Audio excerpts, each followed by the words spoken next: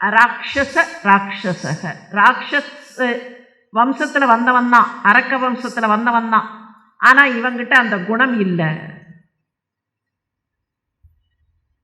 அங்கே போனால் பள்ளிக்கூடத்துக்கு அவர்கள் சொல்லிக் கொடுத்தார்கள். என்னெல்லாம் அவர்கள் சொல்லிக் கொடுத்தார்களோ எதையுமே அவன் அக்செப்ட் பண்ணல. எத் தத்ர குருணா புரோக்தம் சுஷ்ருவேணு பபாட்டச்ச ந சாது மனசா மேனே. சாது மனம் கொண்ட இவன் அவர்கள் சொன்ன எதையும் அக்செப்ட் பண்ணிக்கல. அவர்கள் அங்கேருந்து ஓடி வந்தார்கள். அப்பா, உன் பிள்ளைக்கு நாங்கள் பாடம் சொல்லி கொடுக்குறோம், ஆனால் நடுவில் அவன் என்னென்னமோ பேசுகிறான், எங்களுக்கு பயமாக இருக்குது. என்ன இருந்தாலும் சொந்த மகனா இல்லையா? அந்த மகனை அப்படி எடுத்து மடியில் உட்கார வச்சுருந்தான். மடியில் உட்கார வச்சுட்டு, குழந்தை, நான் உங்ககிட்ட ஒரு விஷயம் கேட்குறேன் சொல்லுன்னா. என்னப்பா அப்படின்னு அந்த குழந்தை, எது உண்மை எது நன்மை, இதை மாத்திரம் சொல்லு. இந்த பிள்ளைக்கு பாடம் எடுத்த ஆச்சாரியர்கள் யாருன்னா சுக்ராச்சாரியாருடைய 2 மகன்கள். ஒருத்தருக்கு ஷண்டன்னு பேர், இன்னொருத்தருக்கு அமர்கன்னு பேர். சுக்ராச்சாரியார் அப்போ வெளியில் போயிட்டார், அந்த இடத்துலையே இல்லை. அவர் கொஞ்சம் சேஃபாக போயிட்டார், தன்னுடைய பிள்ளைகளை மாத்திரம் விட்டுட்டு போயிட்டார்.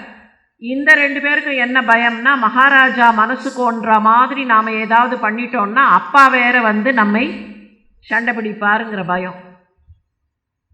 இந்த பிள்ளைய மடியில் உட்கார வச்சுட்டு எது உண்மை எது நன்மை, அந்த பிள்ளை சொல்லித்து, எல்லாரும் எப்போ பாரு தேகத்தையே நினைக்கிறார்களே, அது உண்மையும் இல்லை நன்மையும் இல்லை. தேகினாம் சதா, எப்போ பாரு என்னப்பா எல்லாரும் உடம்புக்கான வசதிகளையே நினைக்கிறார்களே, அது சரியில்லைப்பா, அது தப்பான விஷயம்ப்பா. அதுதான்ப்பா உண்மையும் இல்லை, அதுதான்ப்பா நன்மையும் இல்லை. இவனுக்கு ஒன்றும் புரியல. என்ன சொல்கிற? இல்லைப்பா, இப்போது நீங்கள் எப்படி எல்லா வசதியும் பார்க்குற மாதிரி எல்லாரும் வசதிகளையே பார்க்கிறார்களே, அது சரியில்லை. பிரகலாதன் சொன்ன அந்த வார்த்தையில் நிறைய விஷயம் இருக்குது. சாதாரணமாக தேகம், இந்த தேகத்துக்கு நாம் கொடுக்கிற மதிப்பு அதிகம், கொடுக்க வேண்டியது தான். ஒரு பக்கத்தில் திருமூலர் சொன்னார், இந்த உடம்புக்குள்ளத்தான் பகவான் இருக்கார், அதனால் இந்த உடம்பை சரியாக பராமரிக்க வேண்டும்னர். ஒரு பழமொழி உண்டு, படிக்கிறது ராமாயணம், இடிக்கிறது பெருமாள் கோயில்னு. பெருமாள் கோயில்னா எங்கேயோ கட்டி வச்சிருக்கிறது இல்லை, பெருமாள் கோயில் இதுதான் பெருமாள் கோயில்.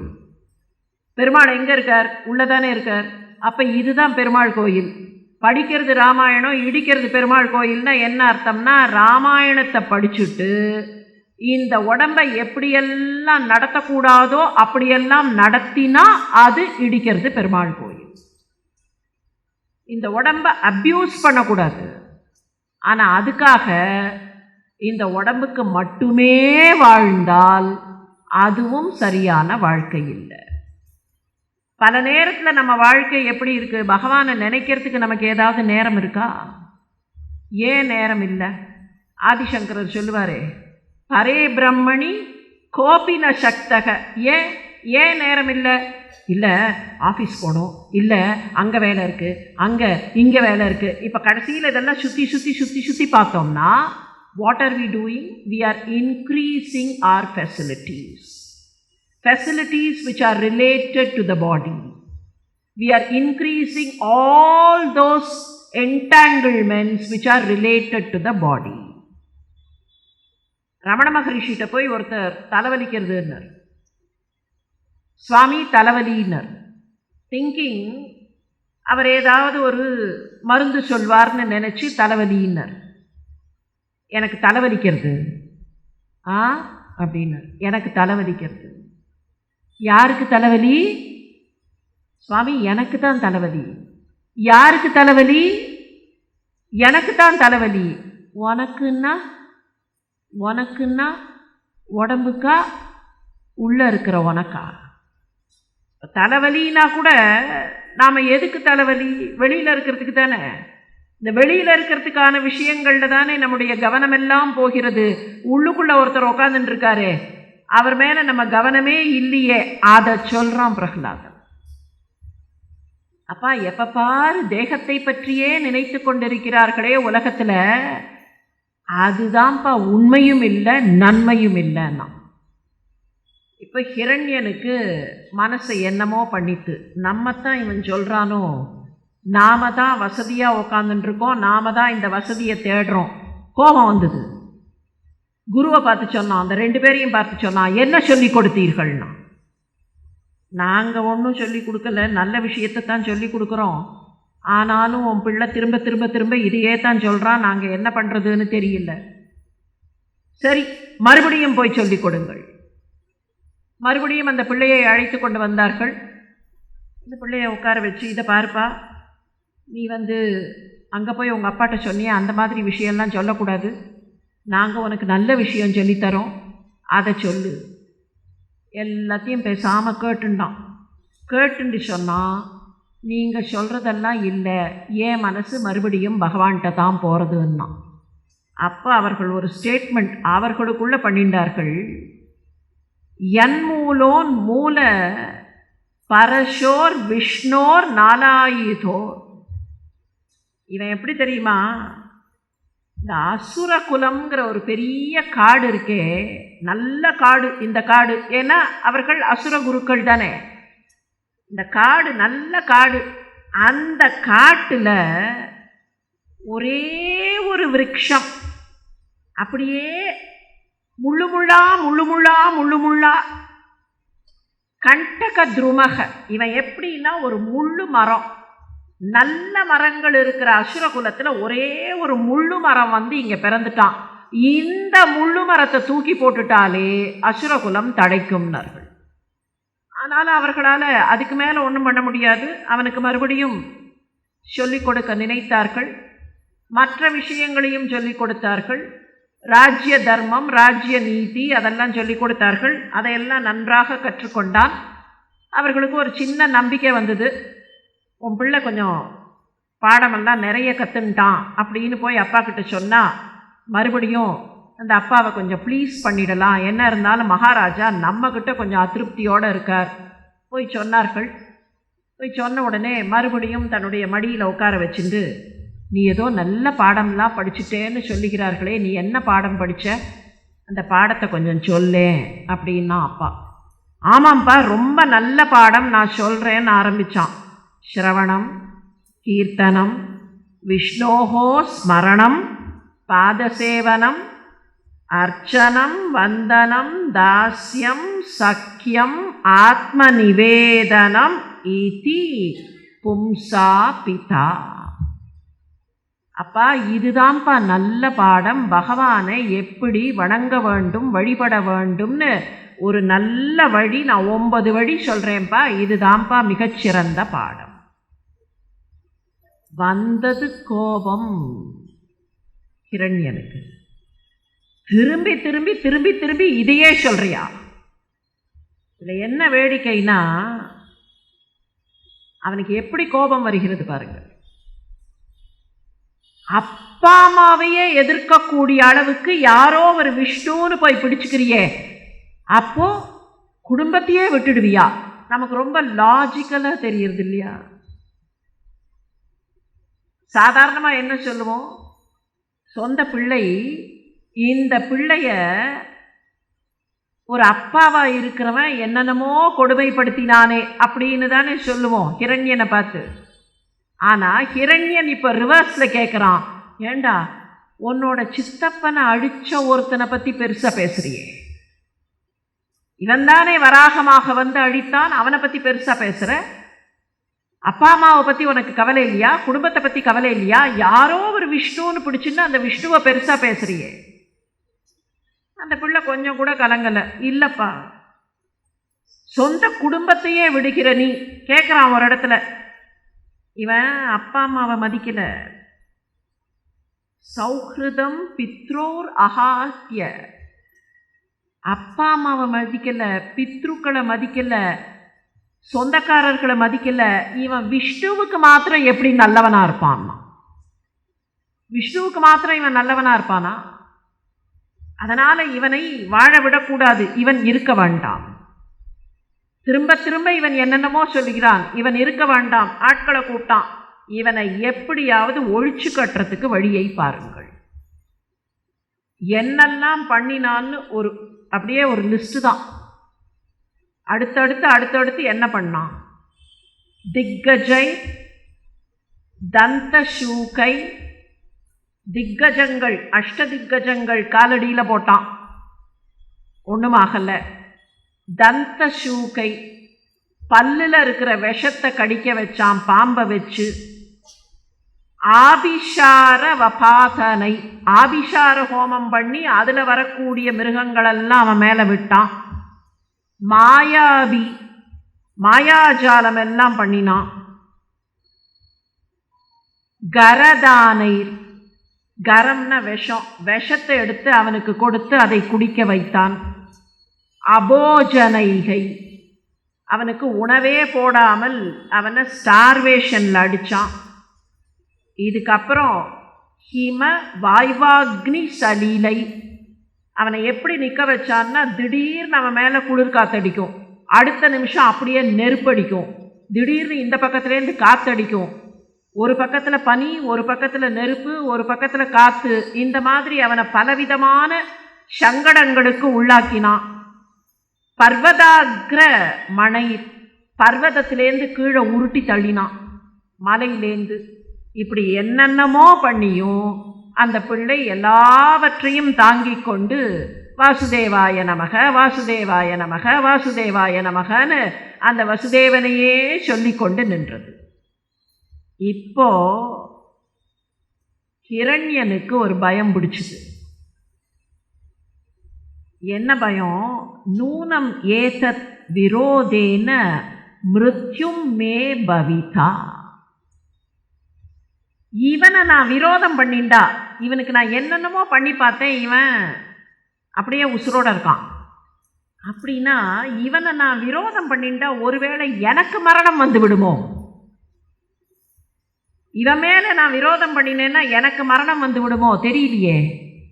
அப்போது இவன் என்ன சொல்கிறான்னு கொஞ்சம் கேட்டுடுறேன்.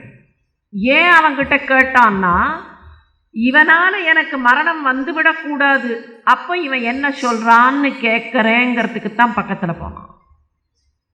நீ என்னதான்டா சொல்கிற அப்படின்னா, அந்த பிள்ளை ஒன்றொன்னா எவ்வளவு டீட்டெயில்டாக பகவானை பற்றி சொல்ல முடியுமோ அவ்வளோ டீட்டெயில்டாக சொன்னான். இதுக்கிடையில் தன்னை பற்றியே தன்னுடைய நண்பர்கள்ட்ட சொல்லியிருந்தான். இவனை திருப்பி அனுப்பினான் இல்லையா பள்ளிக்கூடத்தில் போய் படின்னு. அப்போ அந்த 2 ஆச்சாரியர்களும் என்ன பண்ணார்கள், நடுவில் ஒரு நாள் இவனை விட்டுட்டு, இவன் இந்த மாதிரியெல்லாம் படாத பாடுபடுத்துகிறானே, இவனுக்கு எவ்வளோ சொல்லி கொடுத்தாலும் நாம் சொல்கிறத இவன் கற்றுக்க மாட்டாங்கிறன்னு அப்படின்னு அவர்கள் கொஞ்சம் வருத்தப்பட்ட போது, சுற்றி இருந்த பிள்ளைகள், அவனோடு பள்ளிக்கூடத்தில் சுற்றி இருந்த பிள்ளைகள், அந்த பிள்ளைகளுக்கு விஷ்ணு நாமத்தை சொல்லி கொடுத்தான். அந்த பிள்ளைகள்லாம் சின்ன பிள்ளைகள் தானே, கல்மிஷம் இல்லாத பிள்ளைகள். இவன் சொன்னதெல்லாம் கேட்டுன்ட்டு, நீ ஏண்டா வாத்தியார் சொல்கிறதெல்லாம் கேட்க மாட்டேங்கிற, கொஞ்சம் வித்தியாசமாகவே சொல்கிற. உடனே அவர்களுக்கு சொன்னால், இல்லை இவர்கள் சொல்கிறதெல்லாம் ஒருத்தரை பற்றியே சொல்லுகிறார்கள், நான் பகவானை பற்றி சொல்கிறேன், பகவான்னா யார் தெரியுமா அப்படின்னு அந்த பிள்ளைகளுக்கு சொல்லி கொடுத்தோன்னே அந்த பிள்ளைகள் அப்படியே உருகி போனார்கள். உருகி போனவர்கள் ஒன்று கேட்டார்கள், நாங்கள்லாம் வித்தியாசமாக இருக்கோம், வாத்தியார் சொன்னதை நாங்கள்லாம் அப்படியே சொன்னோம், நீ மாத்திரம் முதல்லேருந்தே அவர்கள் சொன்னதை கேட்டுக்கலையே, உனக்கு மாத்திரம் எப்படிடா இதெல்லாம் புதுசு புதுசாக தோணித்து? எங்களுக்கு தோணாத விஷயம் உனக்கு மாத்திரம் எப்படி தோணித்து? தனக்கு எப்படி அந்த எண்ணம் வந்ததுங்கிறதையும் அந்த பிள்ளைகள்கிட்டயே சொல்கிறான். ஏன் தெரியுமா? எங்கள் அப்பா ஒரு தடவை எங்கேயோ வெளியில் போயிருந்தாராம், எங்கேயோ திக்விஜயம் போயிருந்தார். அப்படி திக்விஜயம் போன சந்தர்ப்பத்தில் இங்கே இருந்தவர்களுடைய பலம்லாம் கொஞ்சம் குறைஞ்சிருந்தது. அப்போ தேவர்கள் வந்துட்டார்கள். தேவர்கள் வந்து சண்டை போட்டு எங்கள் அம்மா கருவுற்றிருந்தாள். எங்கள் அம்மாவையும் தரன்னு இந்திரன் இழுத்துன்னு போயிட்டான். அப்படி இந்திரன் இழுத்துன்னு போன போது நாரதர் எதிரில் வந்தார். இல்லைப்பா, இப்படி பண்ணக்கூடாது, இவளுடைய குழந்தை எந்த தப்பும் பண்ணலை, இந்த பெண் பிள்ளையை இப்படியெல்லாம் பண்ணக்கூடாதுன்னு சொல்லி அவர் தன்னோட இடத்துல கொண்டு போய் எங்கள் அம்மாவை வச்சுட்டார். அப்போ அவர் எங்கள் அம்மாவுக்கு சொன்ன நல்ல விஷயங்களெல்லாம் நான் எங்கள் அம்மா வயிற்றிலிருந்து கேட்டேன். எங்கள் அம்மாவுக்கு அப்புறம் அதெல்லாம் மறந்து போச்சு. ஏன்னா எங்கள் அம்மா அதை கவனமாக கேட்கணும்னு நினைக்கல, ஏதோ அப்போ தப்பிக்கணுங்கிறதுனால கேட்டா. நான் அதை அப்போவே கவனமாக கேட்டேன், என்னோட மனசில் எல்லாம் தங்கி போச்சு. அதனால தான் உங்களுக்கு சொல்கிறேன். அந்த பிள்ளைகளும் இப்போ ராஜா கிட்ட சொன்னார்கள், இல்லை இவன் எங்களுக்கு நல்ல விஷயம்லாம் சொல்லி கொடுத்தான். இப்போ தான் நினச்சி பார்த்தான் ஹிரண்யகசிப்பு, ஒருவேளை இவனால் இந்த பிள்ளைகளையும் இவன் மாற்றிட்டான், அப்போ இவனை விரோதம் பண்ணிண்டா எனக்கு ஒருவேளை மரணம் வந்து விடுமோ, இவன் என்ன சொல்கிறான் கேட்கிறேன், என்னதான்டா சொல்கிற அப்படின்னு கேட்டான். வரிசையாக அவனுக்கு சொல்கிறான். அப்பா, சிரஜங்கமாயே பிரம்மதயோ ஏன வச்சம் பிரணீதாக. சாவரமாக இருந்தாலும் சரி, அசைகிற விலங்காக இருந்தாலும் சரி, பிரம்மாலேந்து அந்த சின்ன திருணம் இருக்கே அது வரைக்கும் எல்லாமே அந்த பகவான் பா. அவன் திரும்ப திரும்ப சொன்னோன்னா அவனுக்கு கோபம் வந்தது.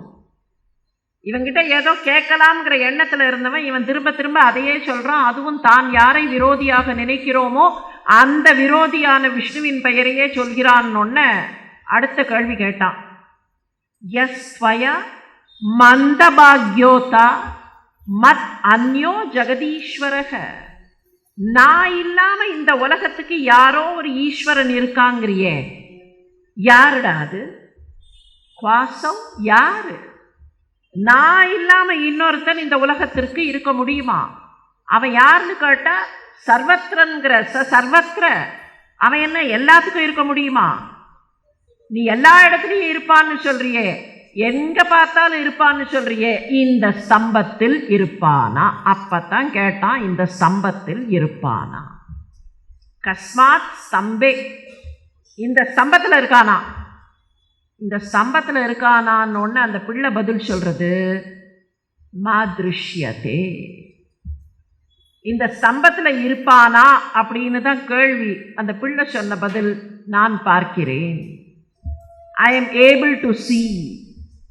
இங்கே இருப்பான்னு சொல்லலை, I am able to see. இந்த கம்பத்தில் நான் பார்க்கிறேன், இந்த ஸ்தம்பத்தில் அவனை நான் பார்க்கிறேன். எல்லா இடத்துலையும் இருக்காங்கிறிய, இந்த ஸ்தம்பத்தில் இருப்பானா? நான் பார்க்கிறேன். நான் உன் தலையை வெட்டிடுவேன்னா, இந்த ஸ்தம்பத்தில் நான் பார்க்க முடியலைன்னா உன் தலையை வெட்டிடுவேன். உன்னை வேணா ஹரி காப்பாற்றட்டும். நீ ஏதோ ஹரி ஹரின்னு சொல்றியே, அந்த ஹரி உன்னை காப்பாற்றட்டும். இதை சொல்லின்னு இருக்கும்போதே ஒரு சத்தம் கேட்டுது. அந்த சத்தம் அப்படியே அண்ட கோஷத்தை உடைப்பது மாதிரி கேட்டதாம். பீஷணோ பபூவ ஏன அண்ட கட்டாகம் அஸ்புடத். இந்த அண்டம், பெருசா ஒரு அண்டம் இருக்கே, இந்த அண்டம் எங்கேயோ உடையிற மாதிரி ஒரு சத்தம் கேட்டது. பீஷணோ பயமுறுத்துற மாதிரி ஒரு சத்தம், ஒரு கர்ஜனை கேட்டது. தேவர்கள்லாம் நினைச்சார்கள், சரி இதுதான் பிரளயம், இனிமே எதுவுமே இருக்காது. ஹிரண்யன் காதுலையும் அந்த சத்தம் விழுந்தது. அந்த சத்தம் விழுந்தோன்னு அப்படி திரும்பி பார்த்தான். என்ன சத்தம் இது? ஏதோ ஒரு சத்தம் கேட்கறது அப்படின்னு திரும்பி பார்த்தான். திரும்பி பார்த்து கையை வச்சான். எங்கேயோ சத்தம் கேட்கறதுன்னு நினச்சி கையை வச்சானே, அப்படி கையை வச்ச உடனே தான் அந்த தூணுக்குள்ளே இருந்து ஒரு சிங்கம் புறப்பட்டு வெளியில் வந்தது. எதுக்கு வந்தது? சத்தியம் விதாத்தும் நிஜபிருத்திய பாஷிதம். இவன் சொன்ன வார்த்தை உண்மையாகணும். நான் பார்க்குறேன்னு சொல்லிட்டானா இல்லையா? இதோ ஐ எம் ஏபிள் டு சீன்னு சொன்னானா இல்லையா? அப்போ அவன் சொன்ன வார்த்தை உண்மையாகணும்னா அவன் கண்ணுக்கும் புலப்பட வேண்டும், இதே தூணிலிருந்து வெளிப்பட வேண்டும். அதுக்காக தன்னை வெளிப்படுத்தி கொண்டது. வியாப்திம் பூதேஷ்வ அகிலேஷு ச ஆத்மன. அகிலமெல்லாம் இருக்கக்கூடியவன் அந்த இடத்துல தன்னை வெளிப்படுத்தி கொள்வது எதுக்காகனா, எல்லா இடத்துலையும் சர்வவியாபியாக இருக்கிறவன். ஸ்தம்பே சபாயாம் ந மிருகம் ந மானுஷம். ஸ்தம்பத்திலிருந்து தன்னை வெளிப்படுத்தி கொண்டது அவனுடைய வார்த்தையை உண்மையாக்கணும். அந்த ரூபம் அப்படி நின்னது. கரால தம்ஷ்டம், பல்லு கரால தம்ஷ்டம், பார்க்கறதுக்கே பயங்கரமாக இருந்த பல்லு.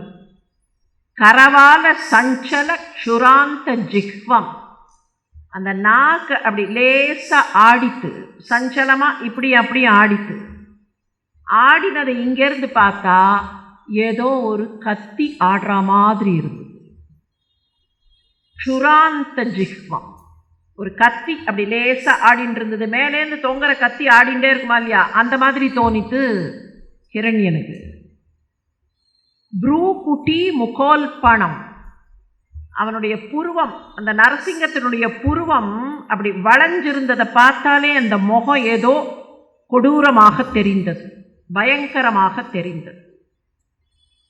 காது ரெண்டும் அப்படி தூக்கி நின்னுது. சப்தோர்த்வ கர்ணம், ஊர்த்வ கர்ணம், காதுகள் ரெண்டும் அப்படி தூக்கி நின்னுது. அந்த மூக்கு பார்த்தா ஏதோ பெருசாக ஒரு மலை குகை இருக்கிற மாதிரி இருந்தது. ஹனுபேத பீஷணம், இந்த தாடை லேசா அப்படி வளைஞ்சிருந்தது. அதை பார்த்தாக்க பயமாக இருந்தது. ஹனுபேத பீஷணம். ஆனால் அதே சமயத்தில் அந்த உடம்பு திவி பிருஷத் காயம், ஜகஜ்வால்யமாக அந்த உடம்பு. அதீர்க பீவர கிரீவ, கழுத்து குட்டையாக இருந்தது, அதீர்க்கமாக குட்டையாக இருந்தது. ஓரு வக்ஷஸ்தலம், மார்பு நன்றாக அகன்று தெரிந்தது நரசிங்கத்திற்கு. அல்ப மத்தியமம், அதனுடைய இடைப்பகுதி சிரித்து அல்பமாக சின்னதாக இருந்தது. சந்திராம்சு கௌரை சுரிதம், அப்படியே சந்திர கிரகணங்கள் மாதிரி, சந்திரனுடைய கிரணங்கள் வரா மாதிரி உடம்புல ரோமங்கள் நின்றன. புஜானீக சதம் நகாயுதம், புஜங்கள் 100 புஜங்கள் எல்லா திசையிலையும் இருக்கிற மாதிரி. பார்த்த ஹிரண்யனுக்கு தெரிஞ்சது ஏதோ புஜங்கள் எல்லா திசையிலையும் இருக்கிற மாதிரி. ஆனால் அந்த நகங்கள் கண்ணில் பட்டன. நகாயுதம், அந்த சிங்கம் அப்படியே பிடிச்சுது. இவன் என்ன கேட்டிருந்தான்? எனக்கு மிருகத்தினால் மரணமில்லை, மனிதனால் மரணமில்லை, ஆயுதங்களால் மரணமில்லை. நகம்ங்கிறது ஆயுதமாக இல்லையா? A very difficult question to answer. நகம் ஆயுதமாக இல்லையா? அது ஆயுதம் இல்லை, டெக்னிக்கலாக அது வெப்பன் இல்லை. ஆனால் வேணும்னா அதை வெப்பனாக மாற்றலாம். கொஞ்சம் நினைத்து பாருங்கள். 1947, 48 நவகாளி பிரச்சனை வந்தபோது காந்தி பெண்களை பார்த்து என்ன சொன்னார்னு நினச்சி பார்த்தோம்னா இது புரியும். பெண்களே, உங்களிடத்தில் நகங்கள் இருக்கின்றன, தேவைப்பட்டால் ஆயுதங்களாக அவற்றை மாற்றிக்கொள்ளுங்கள்னு அன்னைக்கு நவகாளி பிரச்சனையில் பெண்களை பார்த்து அறிக்கை விட்டவர் மகாத்மா காந்தி. நகங்களை ஆயுதங்களாக மாற்றிக்கொள்ளுங்கள், உங்களிடத்தில் இருக்கிற நகங்களை. ஆயுதத்தினால எனக்கு மரணம் இல்லை, இது ஆயுதம் இல்லைப்பா. இன்னும் சொல்ல போனால் ரொம்ப சயின்டிஃபிக்காக சொன்னால் திஸ் இஸ் டெட் புரோட்டீன். இது புரோட்டீனும் கெரட்டினும், ஆனால் இது டெட்டு. இது வெட்டினா எங்கேயாவது வலிக்கிறதா? இது டெட், உயிர் இல்லாதது, உயிர் அற்றதுன்னா. உயிர் இருக்கிற மாதிரி ஆனால் உயிர் இல்லாத மாதிரின்னு கேட்கல.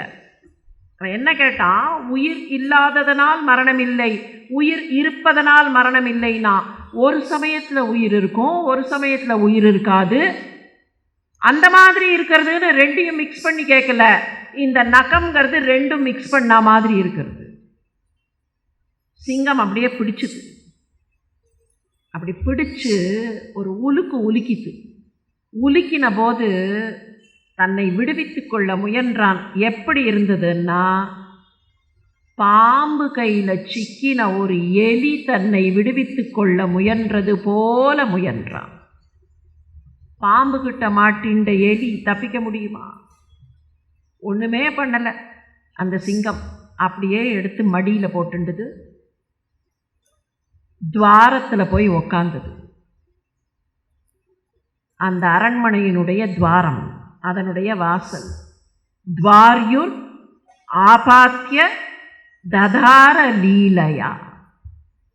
அந்த வாசலில் போய் ஒரு அற்புதமான லீலையை பண்ணிட்டு, நகை யதாஹிம் கருடோ மகா விஷம் முடிச்சிட்டார். ஒரே லைனில் முடிச்சிட்டார் வியாசர். ஒரே லைன் தான்.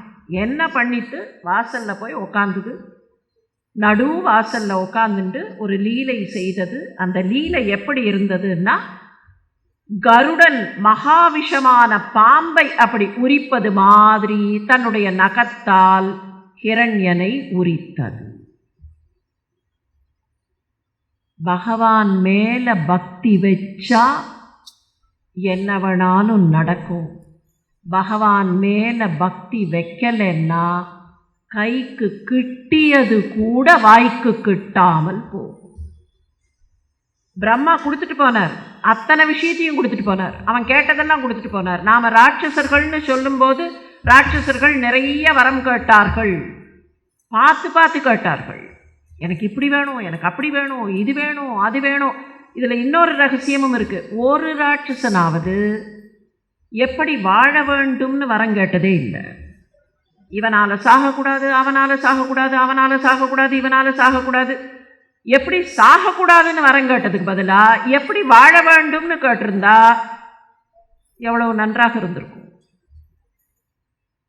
நிறைய லிஸ்ட் போட்டு கேட்டார்களே, எல்லாருக்கும் கையில் கிடைச்சிது, கொடுத்துட்டார். பிரம்மா எல்லாத்தையும் கொடுத்தார், எல்லாருக்கும் வரத்தை கொடுத்தார். ராவணனுக்கு வரம் கிடைக்கலையா?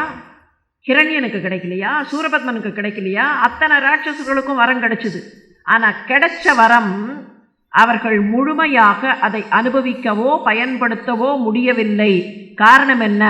பகவான்கிட்ட அவர்களுக்கு பக்தி இல்லை. நான் சாதித்து விடுவேங்கிற எண்ணம் இருந்ததே தவிர பகவான்கிட்ட பக்தி இல்லை. பகவான்கிட்ட பக்தி இருந்தால் மலையிலேருந்து கீழே தள்ளினாலும் ஒன்றாகாது, யானை காலில் இடறினாலும் ஒன்றாகாது, விஷப்பாம்பை வச்சு கடிக்க வச்சாலும் ஒன்றாகாது, என்ன துன்பம் தந்தாலும் ஒன்றாகாது. விஷப்பாம்பு கடித்து பிரகலாதனுக்கு ஒன்றும் ஆலை, ஆனால் வெறும் நகம் கீறி ஹிரண்யன் இல்லாமலே போனான். விஷப்பாம்பு கடிச்சது ஒன்றும் ஆகலை, வெறும் நகம் தானே, சாதாரண நகம் தானே. அந்த நகம் கீறி ஹிரண்யன் இல்லாமல் போனான்னா ஒரே ஒரு காரணம்தான், பக்தி இல்லை, பகவான் மீது ஸ்ரத்தை இல்லை. இதுக்கப்புறம் பிரகலாதன் அந்த நரசிங்கத்தை பலவிதமாக துதிப்பான். எப்படி துதிக்கணுங்கிறத பிரகலாதன்கிட்ட கற்றுக்கலாம். ஆனால் அதுக்கு முன்னால் எப்படி இருக்கக்கூடாதுங்கிறத ஹிரண்யன்கிட்ட தெரிஞ்சுண்டா எப்படி இருக்க வேண்டும்ங்கிறத பிரகலாதன் கற்றுக் கொடுப்பான். இன்னமும் பிரகலாதன் நமக்கு நிறைய சொல்ல இருக்கிறான். பிரகலாதன் மாத்திரமில்லை, இன்னும் வரிசையாக நிறைய பேர் காத்து கொண்டிருக்கிறார்கள். அவர்கள் சொல்வதையெல்லாம் வரக்கூடிய நாட்களில் கேட்டுக்கொண்டே இருப்போம். கேட்டு கேட்டு நாமும் பயனடைவோம் என்பதை நினைவுபடுத்தி, மறுபடியும் நாளை மறுநாள் நாம் சந்திக்கப் போவதில்லை என்பதை உங்களுக்கு நினைவுபடுத்த கடமைப்பட்டிருக்கிறேன். நாளை சந்திக்கிறோம். நாளை மாலை மறுபடியும் பகவானுடைய சன்னிதானத்தில் சந்திப்போம். அதுவரை நன்றி, வணக்கம்.